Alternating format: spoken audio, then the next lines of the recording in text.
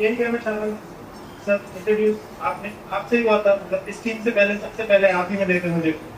मतलब जब आप दूसरे दूसरे प्लेटफॉर्म पे थे, तो बहुत बहुत पहले ही शुरुआत किया था मैंने, 2022 के लास्ट में शुरुआत किया था, तब आप दूसरे प्लेटफॉर्म पे थे। तो सर तब डर लगता था कि कभी ये समझ ही नहीं आता था कि मॉक करूँ या फिर क्या करूँ, बेसिक्स क्लियर करूँ या फिर क्या कैसे करूँ। क्योंकि ये लगता था कि जितनी जल्दी नौकरी ले लूँ, एक तो ये प्रेशर रहता था, मेंटल प्रेशर की बहुत सारे लोग ये बोलते थे कि मेरा फर्स्ट अटेम्प्ट हो गया, मेरा फर्स्ट अटेम्प्ट हो गया। तो मैं वो मेंटालिटी को बना के चला था कि मेरे को फर्स्ट अटेम्प्ट में ही क्लियर करना है, कुछ भी हो जाए मेरे को फर्स्ट अटेम्प्ट में क्लियर करना है।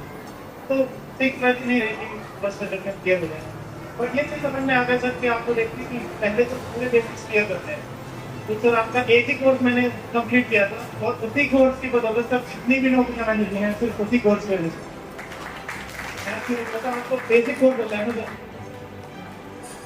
उसी कोर्स की वजह से सिर्फ इकलौता एक।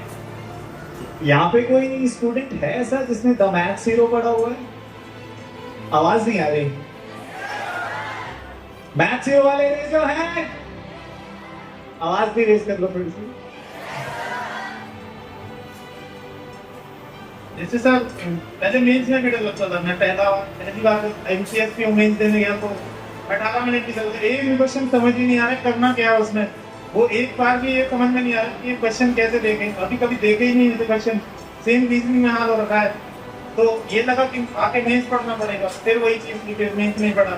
पर वो कॉन्फिडेंस था कि आपने जितनी क्लैरिटी दे दी थी मैथ्स हीरो से, उसके बाद सर कभी मेंस पढ़ने की जरूरत ही नहीं लगी। सिर्फ मैं खुद से ही प्रैक्टिस करता था कि ये मॉक है, बस इसके बाद ही मैंने सर, जब मैं इस बार गया हूँ मॉक देने या मेंस देने, मैंने जितने मेंस दिए सर सारे मेंस क्लियर किए हैं मैंने, सिवाय एसबीआई पीओ की।